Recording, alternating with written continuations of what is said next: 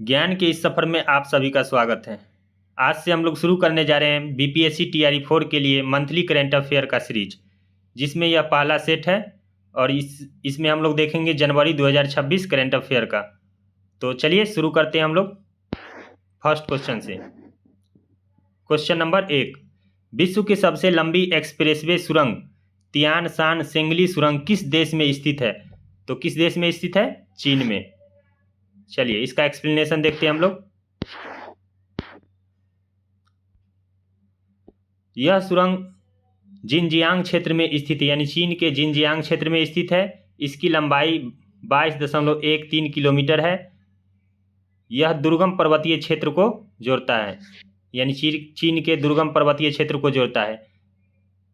चीन के बुनियादी ढांचे की बड़ी उपलब्धि, यानी चीन के लिए यह एक बहुत बड़ी उपलब्धि है। चलिए नेक्स्ट क्वेश्चन की ओर। क्वेश्चन नंबर 2, स्वीडिश अकादमी की नई अस्थायी सचिव कौन बनी है? तो स्वीडिश अकादमी की नई अस्थायी सचिव कौन बनी है? तो ये बनी है इंग्रिड कालबर्ग। चलिए इसका व्याख्या देखते हैं हम लोग। स्वीडिश अकादमिक नोबेल साहित्य पुरस्कार देती है, यानी स्वीडिश अकादमी जो है वो क्या देती है? नोबेल पुरस्कार देती है। इंग्रिड एक प्रसिद्ध लेखिका है, यानी इंग्रिड वो क्या है? एक प्रसिद्ध लेखिका है। वे जून 2026 से पद संभालेगी, जून 2026 से। यह नियुक्ति प्रशासनिक दृष्टि से अहम है। चलिए नेक्स्ट क्वेश्चन की ओर। चलिए question number 3, paid military gap year योजना किस देश ने शुरू किया है? यानी कि पेड मिलिट्री गैप ईयर योजना किस देश ने शुरू किया है? तो किस देश ने शुरू किया है? वो था ब्रिटेन। चलिए नेक्स्ट इसका देखते हैं एक्सप्लेनेशन। पेड मिलिट्री किससे संबंधित है? यह योजना 18 से 25 वर्ष के युवाओं के लिए है। यह योजना यानी कि पेड मिलिट्री गैप ईयर योजना जो है वह किससे संबंधित है? 18 से 25 वर्ष के युवाओं के लिए। इसमें सेना में सशुल्क प्रशिक्षण मिलेगा, यानी सेना में 18 से 25 वर्ष के युवाओं को प्रशिक्षण मिलेगा। मार्च 2026 से लागू होगी यह योजना। युवाओं को सैन्य अनुभव देने का उद्देश्य, यानी इस योजना का उद्देश्य क्या है? युवाओं को सैन्य अनुभव देने का। चलिए नेक्स्ट क्वेश्चन देखते हैं हम लोग। क्वेश्चन नंबर 4, इजराइल ने किस देश को स्वतंत्र राष्ट्र के रूप में मान्यता दिया है? तो अभी हाल ही में जनवरी 2026 के आसपास इजराइल ने किस देश को स्वतंत्र राष्ट्र का मान्यता दिया है? तो किस देश को दिया है? सोमालीलैंड को। इसका सही आंसर हो जाएगा बी, सोमालीलैंड। चलिए देखते हैं सोमालीलैंड के बारे में थोड़ा सा। सोमालीलैंड ने 1991 में स्वतंत्रता की घोषित किया था, यानी कि सोमालीलैंड जो था 1991 में स्वतंत्रता घोषित किया था अपने आप को। वह पहली बार इजराइल ने मान्यता दी। अब पहली बार है जो इजराइल मान्यता दी रहे हैं उसको। यह दक्षिण अफ्रीका, यानी कि यह अफ्रीकी कूटनीति के लिए अहम कदम है। क्षेत्रीय रणनीति को मजबूत मिलेगी। चलिए नेक्स्ट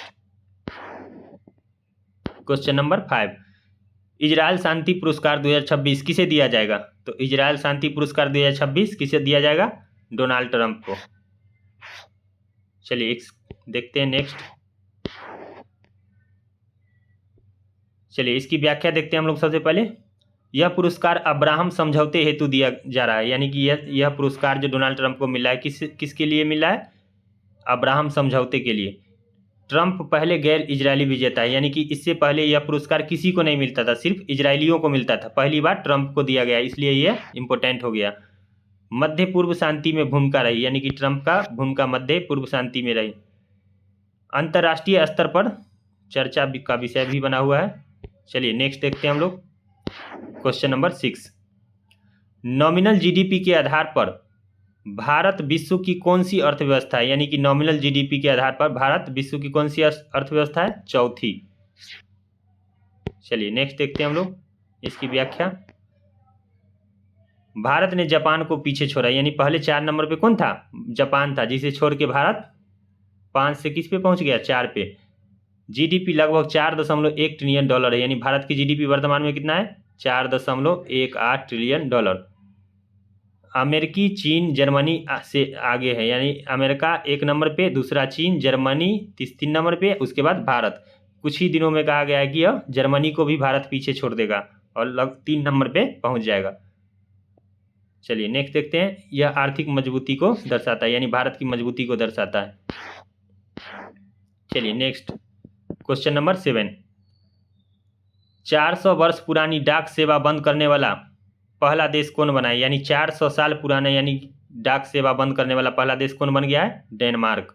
इसका सही उत्तर हो जाएगा बी। चलिए नेक्स्ट इसका व्याख्या देखते हैं। डिजिटल संचार पत्र कम हुए, यानी कि पोस्ट नोट सेवा बंद की गई। 1624 से डाक सेवा चल रही थी, यानी कि यह सेवा कब से चल रही थी? 1624 ईस्वी से। चलिए नेक्स्ट क्वेश्चन देखते हैं हम लोग। Question number 8। INS बागसिर में यात्रा करने वाली पहली महिला राष्ट्रपति कौन बनी है? द्रौपदी मुर्मू। कौन बनी है? द्रौपदी मुर्मू। चलिए इसका व्याख्या देखते हैं। उन्होंने कारवार नौसैनिक अड्डे पर यात्रा की। वे दूसरे राष्ट्रपति हैं जिन्होंने पनडुब्बी देखी।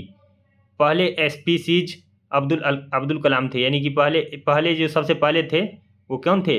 अब्दुल कलाम जी।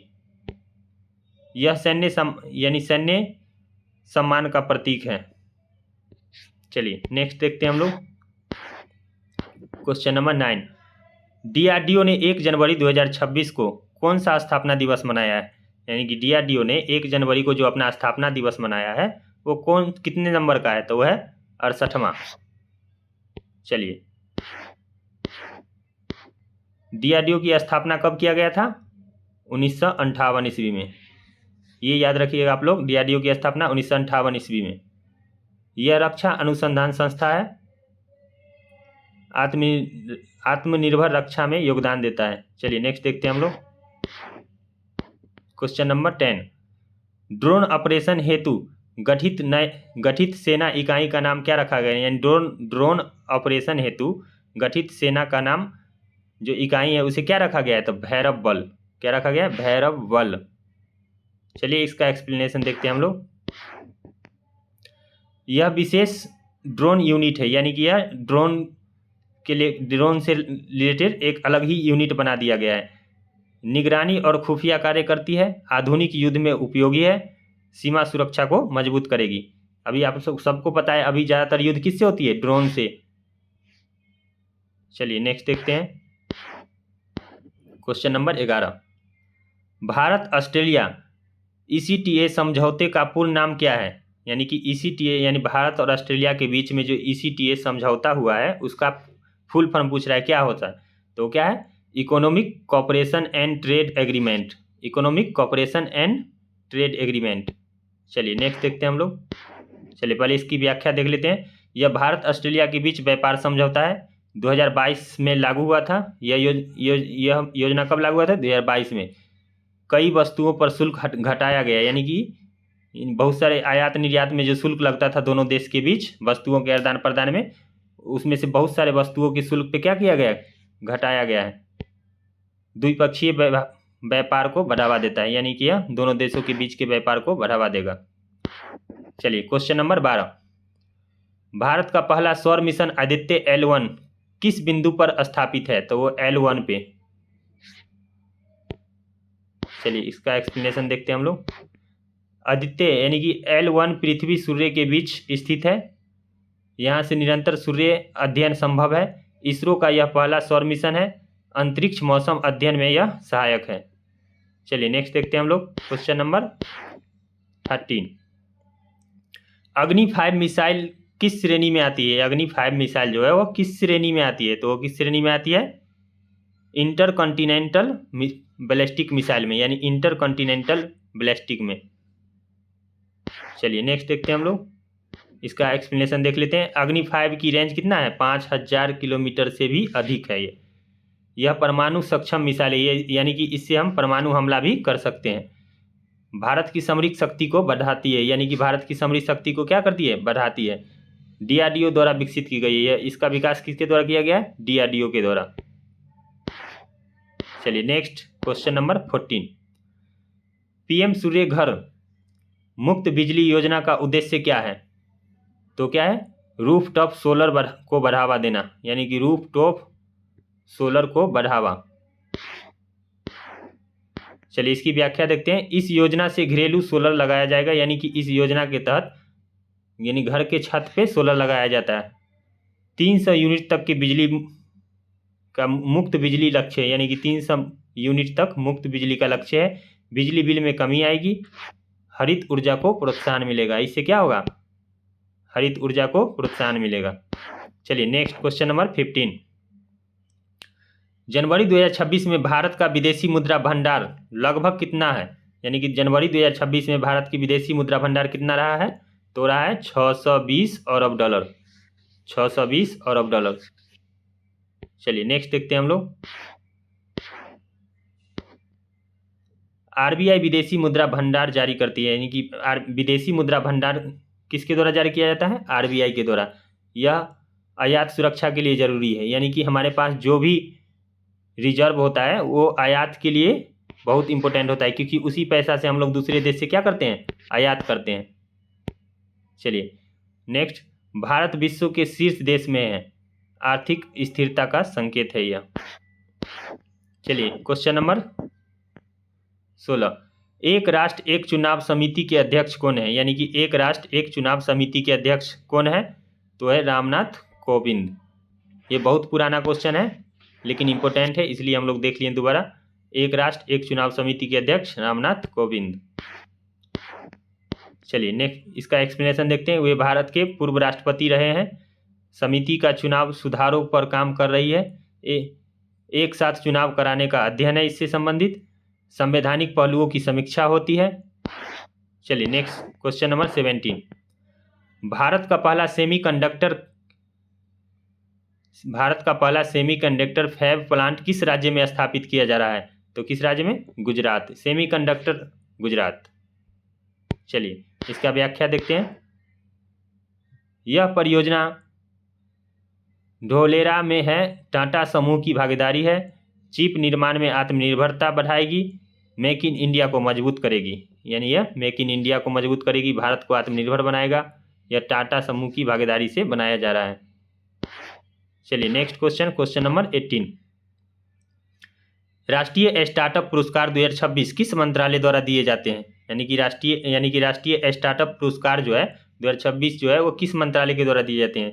तो DPIIT के द्वारा। DPIIT के द्वारा। चलिए आप लोग याद रखिएगा। DPIIT उद्योग संवर्धन विभाग है। स्टार्टअप इकोसिस्टम को बढ़ावा देता है, नवाचार को सम्मानित किया जाता है, निवेश आकर्षित करने में यह मदद करती है। चलिए नेक्स्ट क्वेश्चन की ओर। Question number 19।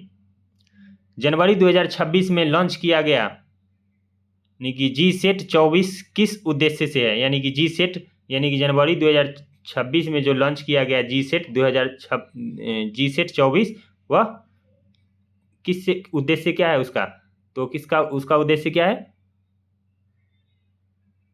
ब्रॉडकास्टिंग सेवाएं, यानी कि ब्रॉडकास्टिंग सेवाएं के बारे में चलिए देखते हैं हम लोग। यह संचार उपग्रह है, डिजिटल टीवी सेवाओं में उपयोगी है, इसरो द्वारा लॉन्च किया गया है, निजी क्षेत्र को भी लाभ मिलेगी इससे। चलिए नेक्स्ट क्वेश्चन की ओर। Question number 20। भारत का पहला ग्रीन हाइड्रोजन हब कहाँ विकसित किया जा रहा है? यानी कि भारत का पहला ग्रीन हाइड्रोजन हब कहाँ विकसित किया जा रहा है? तो वो लद्दाख में। चलिए लद्दाख में सौर और पवन ऊर्जा प्रचुर है। ग्रीन हाइड्रोजन स्वच्छ ईंधन है, यानी कि ग्रीन हाइड्रोजन जो है एक स्वच्छ ईंधन है कि इसमें कार्बन उत्सर्जन नहीं होता है। कार्बन उत्सर्जन घटाने में सहायक है। राष्ट्रीय हाइड्रोजन मिशन का भाग है, यानी कि राष्ट्रीय हाइड्रोजन मिशन का क्या है? यह एक भाग है। चलिए नेक्स्ट 21 क्वेश्चन नंबर। INS बाघसिर पनडुब्बी में यात्रा करने वाला पहली महिला राष्ट्रपति द्रौपदी मुर्मू। चलिए नेक्स्ट देखते हैं। इसका एक पीछे भी हम लोगों ने देखा था, इसलिए छोड़िए इसको। नेक्स्ट क्वेश्चन की ओर बढ़ते हैं। Question number 22। DRDO ने जनवरी 2026 में कौन सा स्थापना दिवस मनाया है? तो DRDO ने जनवरी 2026 में 68वां स्थापना दिवस मनाया है। शायद ये क्वेश्चन रिपीटेड है। चलिए नेक्स्ट देखते हैं हम लोग। जनवरी 2026 में भारत की सबसे बड़ी सार्वजनिक बैंक कौन सी है? यानी कि जनवरी 2026 तक भारत में सार्वजनिक बैंक में कौन है सबसे बड़ी? तो कौन है? एसबीआई। याद रखिएगा आप लोग एसबीआई के बारे में। चलिए इसकी व्याख्या थोड़ा सा देखते हैं। एसबीआई परिसंपत्तियों के आधार पर सबसे बड़ी है, यानी कि एसबीआई जो है वो परिसंपत्तियों के आधार पर सबसे बड़ी है। यह सार्वजनिक क्षेत्र का बैंक है, राष्ट्रीय अर्थव्यवस्था में अहम भूमिका निभाती है, डिजिटल बैंकिंग में अग्रणी है। यानी कि सबसे ज़्यादा ब्रांच का है एसबीआई का ही है, जो गांव गांव तक पहुंचा हुआ है। चलिए नेक्स्ट क्वेश्चन की ओर देखते हैं हम लोग। क्वेश्चन नंबर 24, राष्ट्रीय मतदाता दिवस कब मनाया जाता है? यानी कि राष्ट्रीय मतदाता दिवस कब मनाया जाता है? तो वो 25 जनवरी को। चलिए नेक्स्ट इसका एक्सप्लेनेशन थोड़ा सा देख लेते हैं। यह निर्वाचन आयोग द्वारा मनाया जाता है, यानी कि राष्ट्रीय मतदाता दिवस किसके द्वारा मनाया जाता है?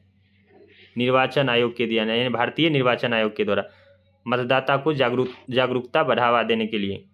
ईसीआई की स्थापना दिवस से जुड़ा हुआ है, लोकतंत्र को मजबूत करेगा यह। चलिए नेक्स्ट क्वेश्चन नंबर 25, जनवरी 2026 में भारत का कौन सा शहर ग्लोबल स्मार्ट सिटी इंडेक्स में शीर्ष पर है? यानी कि जनवरी 2026 में भारत का कौन सा शहर है जो ग्लोबल स्मार्ट सिटी इंडेक्स में शीर्ष स्थान पर रहा है? तो कौन सा शहर रहा है? बेंगलुरु। चलिए इसका एक्सप्लेनेशन देखते हैं। बेंगलुरु टेक्नोलॉजी हब है, स्मार्ट इंफ्रास्ट्रक्चर में अग्रणीय है, डिजिटल सेवाएं मजबूत है, वैश्विक रैंकिंग में सुधार हुआ है। चलिए नेक्स्ट क्वेश्चन नंबर 26, जनवरी 2026 में भारत फ्रांस संयुक्त सैन्य अभ्यास का नाम क्या है? यानी कि जनवरी 2026 में जो भारत और फ्रांस के बीच सैन्य अभ्यास हुआ था उसका नाम पूछ रहा है, क्या है? तो अभ्यास शक्ति। फ्रांस के साथ अभ्यास शक्ति, याद रखिएगा आप लोग। चलिए इसका एक्सप्लेनेशन देखते हैं। यह थल सेनाओं का द्विपक्षीय अभ्यास है, भारत और फ्रांस इसमें भाग लेते हैं, सैन्य समन्वय बढ़ावा का उद्देश्य है इसका, रणनीति साझेदारी को मजबूत करती है। चलिए क्वेश्चन नंबर 27, जनवरी 2026 में जारी हैप्पी सिटी इंडेक्स में भारत का शीर्ष शहर कौन है? यानी कि हैप्पी सिटी इंडेक्स में भारत का कौन सा शहर है जो शीर्ष स्थान पे है? तो वो है इंदौर। कौन सा शहर? इंदौर, एमपी का इंदौर। चलिए नेक्स्ट देखते हैं हम लोग। क्वेश्चन नंबर 28, खेलो इंडिया यूथ गेम 2026 का आयोजन किस राज्य में हुआ है? यानी खेलो इंडिया यूथ गेम 2026 का आयोजन किस राज्य में किया गया है? तो मध्य प्रदेश में। किस राज्य में? मध्य प्रदेश। यहाँ याद रखिएगा खेलो इंडिया यूथ गेम 2026, तो वो मध्य प्रदेश।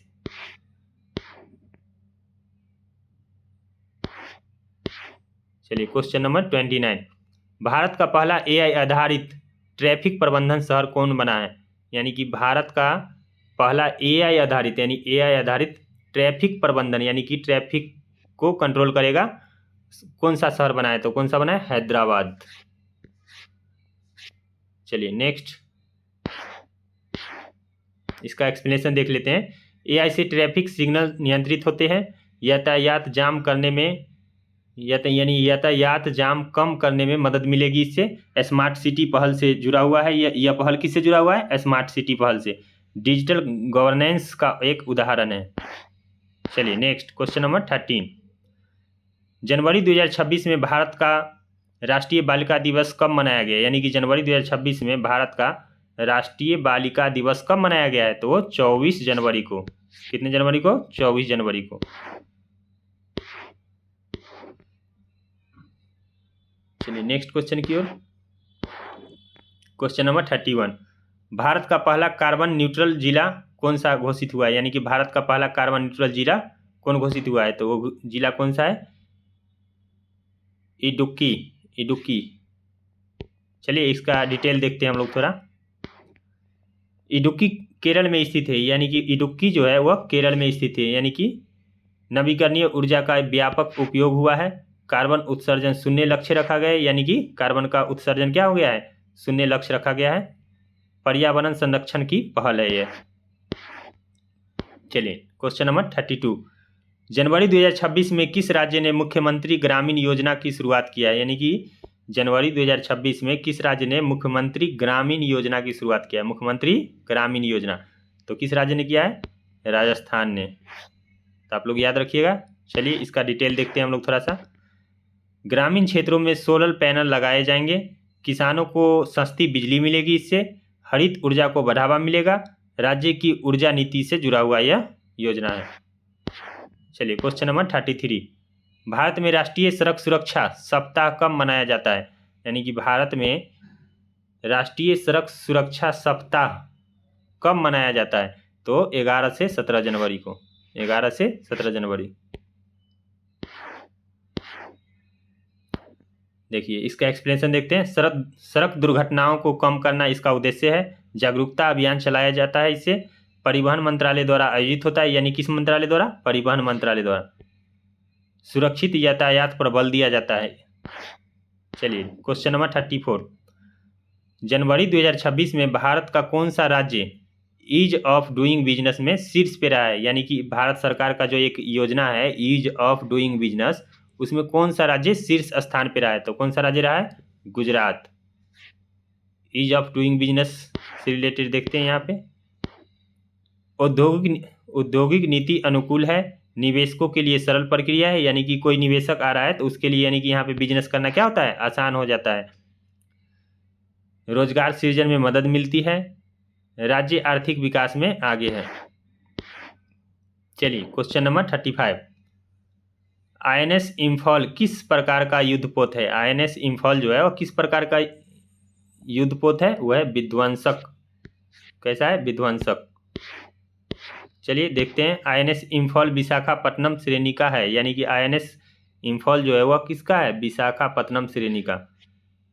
स्वदेशी रूप से निर्मित है। यह है समुद्र सुरक्षा को बढ़ावा देगा, इससे आत्मनिर्भर भारत का एक उद्देश्य यानी उदाहरण है इस। चलिए नेक्स्ट क्वेश्चन की ओर। 36, जनवरी 2026 में जारी ग्लोबल इनोवेशन इंडेक्स किस संस्था के द्वारा जारी किया गया? यानी ग्लोबल इनोवेशन इंडेक्स किसके द्वारा जारी किया गया है? WIPO। चलिए इसका देखते हैं थोड़ा सा व्याख्या। WIPO बौद्धिक संपदा संस्था है, नवाचार क्षमता का आकलन करती है, भारत की रैंकिंग में सुधार हुआ है, R&D को बढ़ावा मिलता है। यानी R&D का मतलब क्या हुआ है? रिसर्च एंड डेवलपमेंट को बढ़ावा मिलता है। चलिए नेक्स्ट क्वेश्चन की ओर। क्वेश्चन नंबर 37, प्रधानमंत्री जन धन योजना की शुरुआत किस वर्ष हुई थी? यानी प्रधानमंत्री जन धन योजना की शुरुआत किस वर्ष हुआ था? तो वो 2014 में। चलिए देखते हैं। इसका उद्देश्य वित्तीय समावेशन है, हर नागरिक को बैंक खाता मिले, यानी कि डायरेक्ट बेनिफिट ट्रांसफर में सहायक योजना है। यानी कि DBT में सहायक है। DBT का फुल फॉर्म क्या होता है? Direct benefit transfer. यानी कि जिसको ज़रूरत है उसके अकाउंट में डायरेक्ट पैसा जाएगा। बिचौलियों की यहाँ पे क्या हो गया? समाप्ति। गरीबों को औपचारिक बैंकिंग से जोड़ना। चलिए क्वेश्चन नंबर 38, जनवरी 2026 में भारत का कौन सा खिलाड़ी ICC player of the match बना? यानी कि कौन बना है? जसप्रीत बुमराह। याद रखिएगा। चलिए नेक्स्ट क्वेश्चन की ओर हम लोग। क्वेश्चन नंबर 39, राष्ट्रीय मतदाता सेवा पोर्टल किस संस्था द्वारा संचालित है? यानी कि राष्ट्रीय मतदाता सेवा पोर्टल किस संस्था के द्वारा संचालित है? तो किस संस्था के द्वारा संचालित है? निर्वाचन आयोग के द्वारा, नहीं, भारत का निर्वाचन आयोग के द्वारा।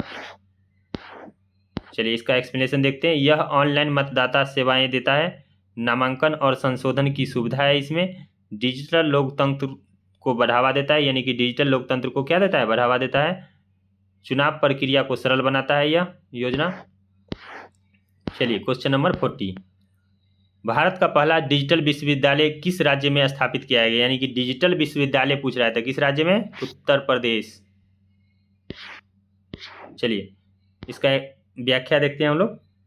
लखनऊ में इसकी स्थापना हुई, यानी उत्तर प्रदेश के लखनऊ में इसकी स्थापना किया जाएगा डिजिटल विश्वविद्यालय की। ऑनलाइन शिक्षा को बढ़ावा मिलेगी। NEP 2020 से जुड़ा कदम है, यानी कि न्यू एजुकेशन पॉलिसी 2020 से जुड़ा हुआ एक पहल है। उच्च शिक्षा में डिजिटल बदलाव लाएगा यह योजना। चलिए next question number 41, green to gold योजना किस राज्य से संबंधित है? यानी ग्रीन टू गोल्ड योजना किस राज्य से संबंधित है? हिमाचल प्रदेश से। चलिए इसका व्याख्या देखते हैं। यह योजना भांग की वैध खेती से जुड़ी है, यानी कि भांग की खेती से जुड़ी हुई है। औषधियों और औद्योगिक उपयोग हेतु अनुमति है इससे। किसानों की आय बढ़ाने का लक्ष्य है यह योजना के माध्यम से। सरकार द्वारा नियंत्रित एक मॉडल है। चलिए क्वेश्चन नंबर 42, राष्ट्रीय सांख्यिकी दिवस किस महान व्यक्ति के जयंती पर मनाया जाता है? यानी राष्ट्रीय सांख्यिकी दिवस है वह किस महान व्यक्ति की जयंती पे मनाया जाता है? तो किसके? महालनोबिस, यानी कि महालनोबिस। महालनोबिस कौन थे आप लोगों को पता ही है, पंचवर्षीय योजना के जनक है। कौन पंचवर्षीय योजना? कमेंट करके आप लोग बताइए। प्रशांत चंद्र महालनोबिस प्रसिद्ध सांख्यिकीविद थे। उन्होंने भारतीय सांख्यिकी संस्था की स्थापना की। नीति निर्माण में सांख्यिकी का योगदान रहा है। एनएसयू से संबंधित दिवस है यह एक। चलिए नेक्स्ट क्वेश्चन नंबर 43, जनवरी 2026 में भारत का कौन सा राज्य 100% एलपीजी कवरेज हासिल करने वाला पहला राज्य बना है? यानी कि जनवरी 2026 में भारत का कौन सा राज्य है जो 100% एलपीजी यानी कि 100% एलपीजी कवरेज हासिल करने वाला पहला राज्य बन गया है? तो कौन सा राज्य बन गया है? गोवा। चलिए नेक्स्ट, सभी घरों तक एलपीजी कनेक्शन पहुंच गया है, यानी गोवा में हर घर तक एलपीजी कनेक्शन पहुंच गया है। उज्ज्वला योजना से सहायता मिली है इसको। स्वच्छ ईंधन को बढ़ावा मिली। महिला स्वास्थ्य पर सकारात्मक प्रभाव पड़ेगा। चलिए क्वेश्चन नंबर 44, भारत की पहली बुलेट ट्रेन परियोजना किस दो शहर के बीच है? यानी कि पहला बुलेट ट्रेन किस दो शहर के बीच है? मुंबई और अहमदाबाद। मुंबई और अहमदाबाद। चलिए नेक्स्ट क्वेश्चन की ओर, इसकी थोड़ा व्याख्या देख लेते हैं। यह हाई स्पीड रेल परियोजना है, जापान की सहायता से बनाई जा रही है। भारत में समय और ईंधन की बचत होगी। आधुनिक परिवहन को बढ़ावा मिलेगा। चलिए नेक्स्ट क्वेश्चन की ओर, क्वेश्चन नंबर 45, भारत टैक्स 2026 का मुख्य उद्देश्य क्या है? यानी कि भारत टैक्स 2026 का मुख्य उद्देश्य क्या है? यानी कि टेक्सटाइल निर्माण को बढ़ावा, यानी टेक्सटाइल निर्यात को क्या करना? बढ़ावा देना। टेक्सटाइल मतलब कपड़ा से संबंधित है, यानी कपड़ा उद्योग से संबंधित। चलिए देखते हैं इसका एक्सप्लेनेशन। यह वैश्विक टेक्सटाइल योजना है। भारतीय कपड़ा उद्योग को मंच मिलता है। निर्यात और निवेश बढ़ाने का लक्ष्य है। एमएसएमई सेक्टर को लाभ मिलेगा। यानी कि यह ऐसे भी टेक्सटाइल सेक्टर किससे संबंधित है? एमएसएमई यानी कि स्मॉल मीडियम स्मॉल प्राइजेज से रिलेटेड।